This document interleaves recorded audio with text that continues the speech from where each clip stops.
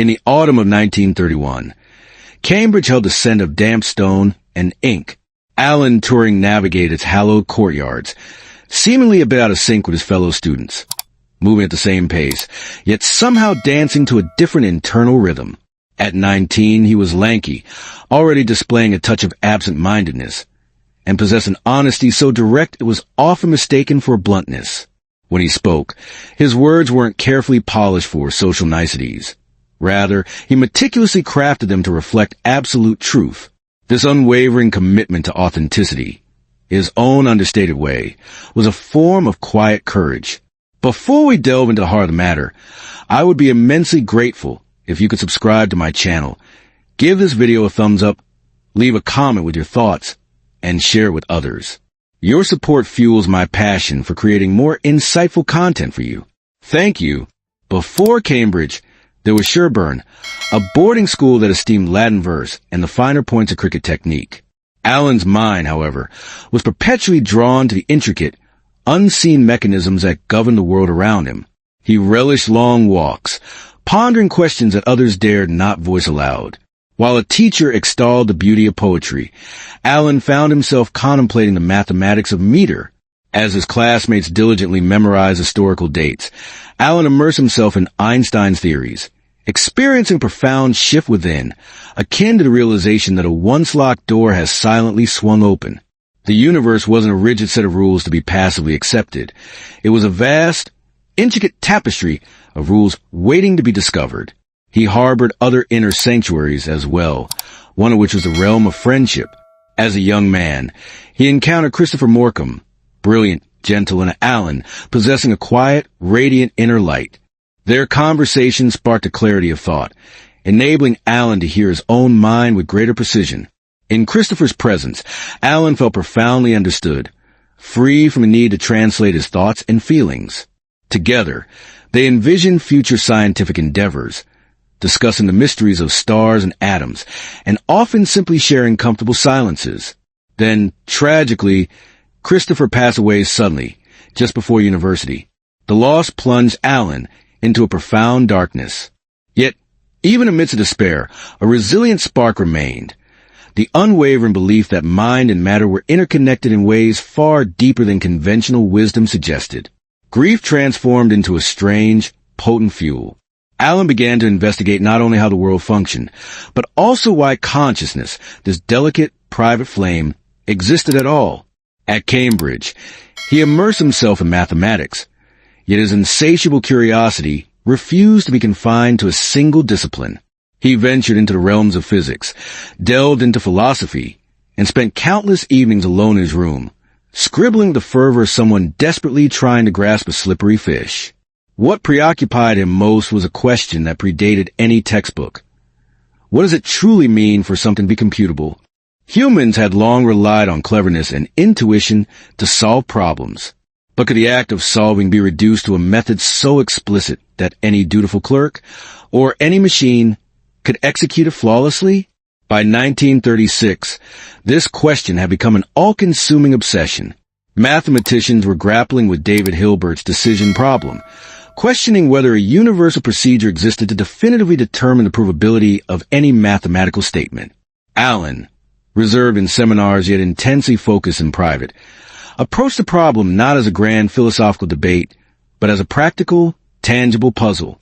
He envisioned a hypothetical machine, not a clunky brass contraption with gears and steam, but pure, abstract idea, a device that could read symbols on a tape, follow a concise set of rules, write new symbols, move left or right, and repeat the process.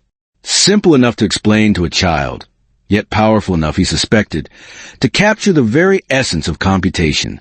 He dubbed it, almost nonchalantly, a machine, though history would later append his name to it. The Turing machine was intended to exist physically. Its purpose was to refine and clarify thought. Alan demonstrated that any computation achievable by a human following rules could be replicated by such a machine, because a human, at their core, is also executing rules step by step. And then he went even further. He conceived of a universal machine capable of simulating any other machine simply by altering the tape. One machine to govern all methods. One blank slate of a mind capable of transforming into any mind, depending on the program loaded into it. That concept resonated with Quiet Force. It implied that software was a form of soul, distinct from hardware. It suggested that the future of intelligent machines was not mere fantasy, but a logical inevitability. And it meant that Hilbert's aspiration for a universal decision procedure was doomed to fail. Because Alan also proved that certain problems are inherently undecidable, some truths forever beyond the reach of any algorithm. When his groundbreaking paper was published, it wasn't met with fanfare. It arrived like a stone dropped into a tranquil pond, the ripples of which would take decades to reach the shore. Alan himself didn't promote it. He had already moved on, driven by his relentless curiosity toward the next enigma. But in his mind, a pivotal door had swung open. If a machine could compute any process governed by rules, could it one day possess the capacity to think? He hadn't yet precisely defined thinking. He merely felt the immense weight of the question. The world was teetering on the precipice of war, and Alan, with his peculiar gait and unguarded gaze, was about to be drawn from his abstract musings on tape and symbols into the harshest realities. Yet the dream persisted. A universal machine wasn't just about numbers. It was about boundless possibility, about creating a mirror capable of one day reflecting the mind itself. War possesses a unique ability to seize even the most abstract minds and compel them to become intensely practical. In 1939, Britain summoned Alan to Bletchley Park, a sprawling country estate transformed into a clandestine code-breaking hub. The manicured lawn stood in stark contrast to the chaos that reigned within. People arrived with suitcases brimming with secrets. Typewriters clattered incessantly, day and night. The air hung heavy with the stale aroma of cold tea and the acrid tang of nervous cigarettes.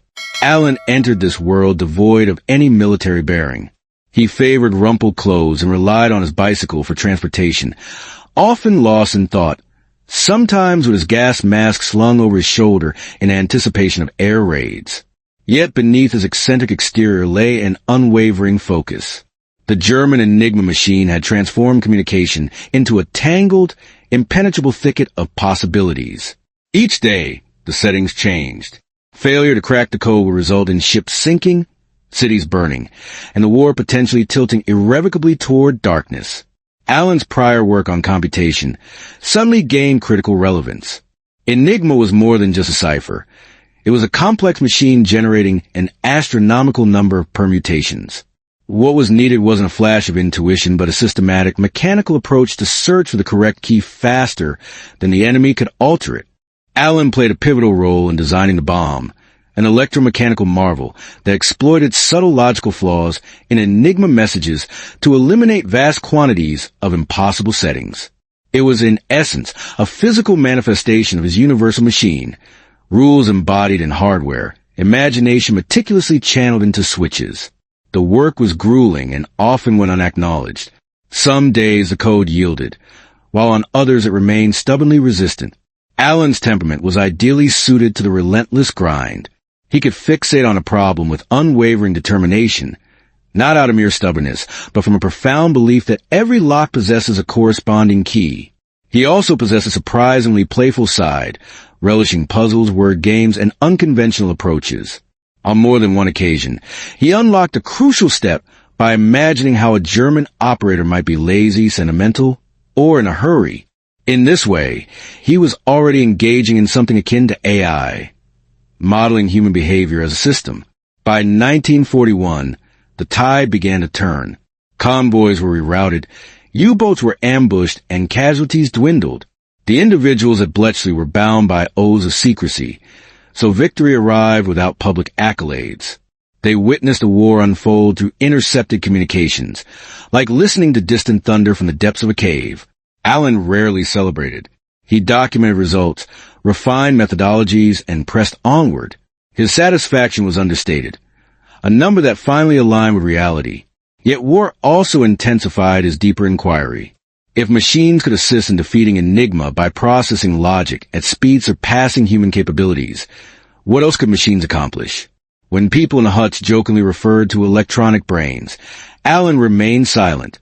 He stored the phrase away like a seed, carefully nurturing the idea. Toward the war's end, he drafted a report outlining construction of a genuine automatic computing engine, what we now recognize as a programmable computer. He envisioned memory, instructions, subroutines. The war had compelled theory to materialize in metal.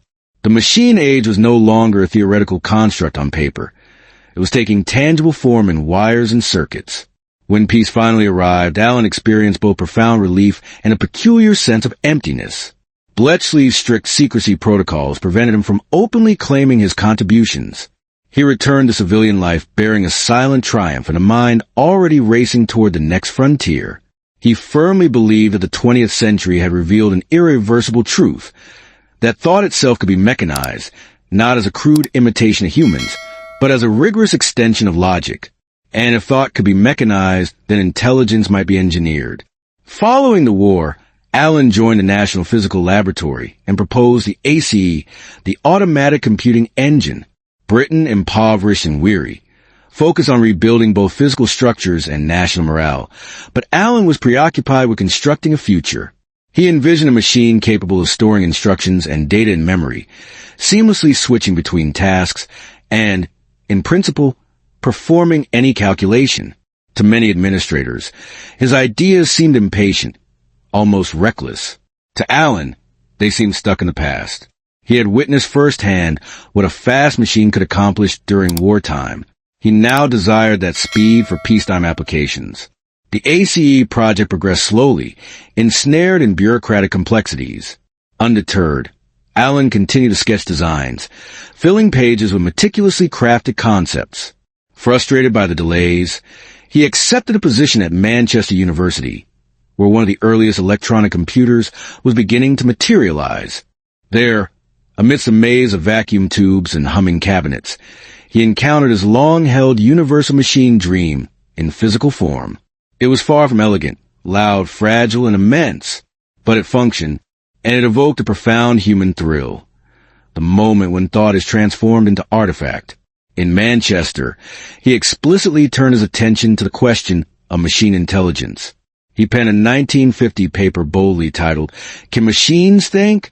The phrasing was deliberately straightforward, but Alan recognized that thinking was a nebulous concept, so he proposed a practical alternative, the imitation game.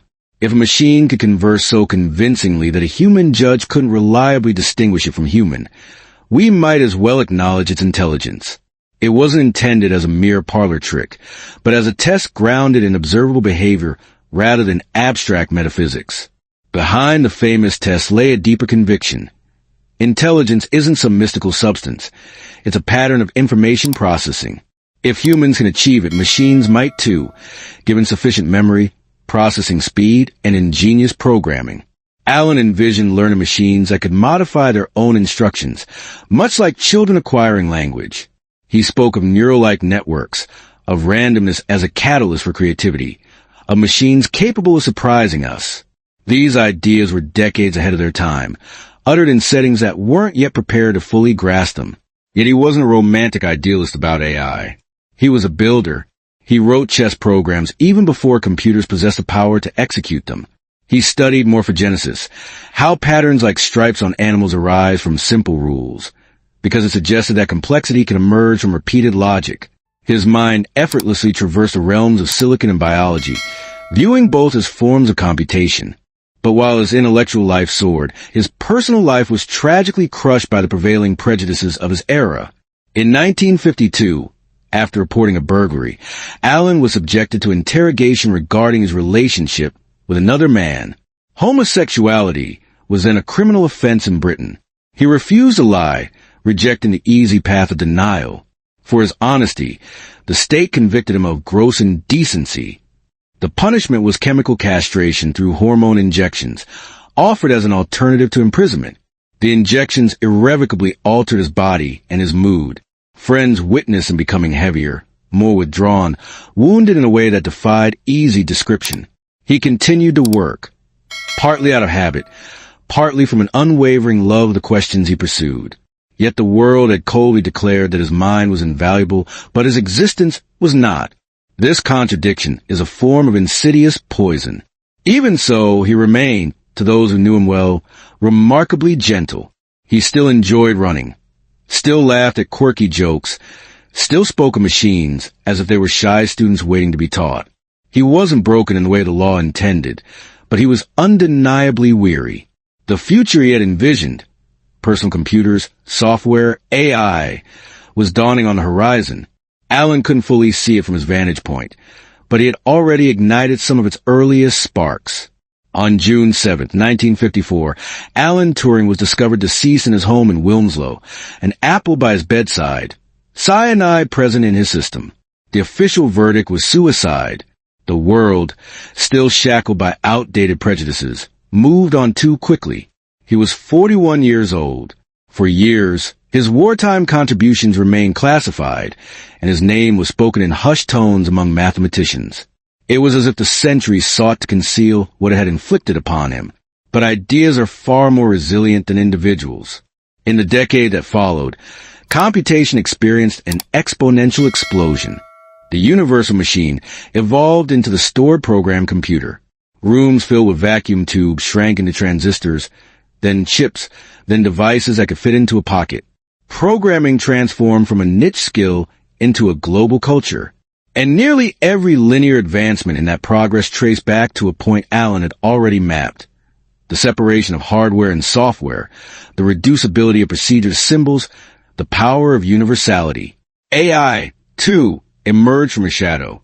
The pioneering researchers of the 1950s and 60s adopted his question and his test.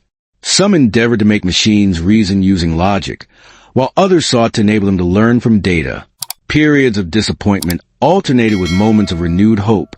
Yet every instance of a machine playing chess, translating language, or recognizing a face quietly echoed Alan's conviction that intelligence is a computable pattern. The moral dimension of his story also expanded. Britain formally issued an apology decades later. In 2013, Alan received a royal pardon. Subsequently, broader Turing laws pardoned thousands convicted under similar statutes. These symbolic gestures couldn't resurrect him, but they reshaped the narrative. He was no longer solely a tragic victim. He became a symbol of how society might treat difference with dignity. People began to recount his life not as a footnote, but as a central narrative. Plays, films, and biographies portrayed him as awkward and brilliant, tender and wounded. Yet perhaps the most accurate portrayal is simpler. A man who valued truth above comfort and imagination above safety. He didn't fit into the world he inhabited. So he created the tools that would pave the way for a new one. Reflecting on that legacy can be a humbling experience. Alan's test reminds us that intelligence is judged through interaction. But it also serves as a cautionary note. If imitation suffices, then the line between the genuine and the simulated will continue to blur. The machines we create may not only solve problems, they may redefine what it means to be human. Alan never provided a definitive answer to that question.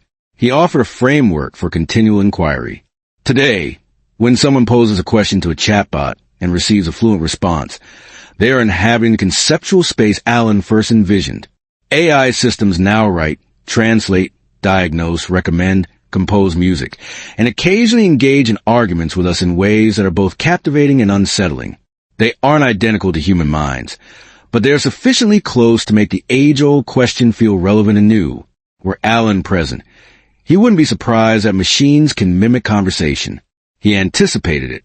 He would instead be fascinated by how they accomplish it, what forms of learning shape their intelligence, and where the remaining limitations lie. He would probe for bias in data, just as he once sought bias in ciphers.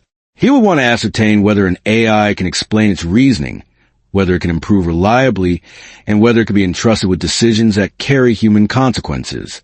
And he would likely remind us of a subtle but crucial point, that intelligence isn't a trophy to be won. It's a relationship to be cultivated. The imitation game was never about declaring a machine the victor.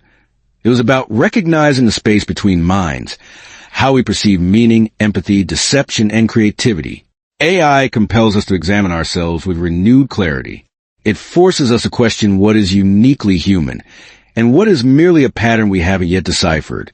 His life also serves as a stark warning about the context surrounding scientific advancement. Genius offers no immunity from cruelty. Progress doesn't guarantee justice. A society that celebrates breakthroughs while simultaneously punishing difference is a society built on precarious foundations. Alan's story imparts a gentle but persistent lesson. If we aspire to a future populated by powerful machines, we must cultivate equally powerful compassion. Therefore, when you share a story, you aren't simply recounting a biography. You are tracing a river's course from a quiet, inquisitive mind to a tumultuous century. You are illustrating how a boy with a passion for puzzles and an unwavering commitment to honesty became the architect of computer, the catalyst for AI, and the mirror in which we now scrutinize our own intelligence. The river flows onward, and we, like Alan, continue to choose how we navigate its currents.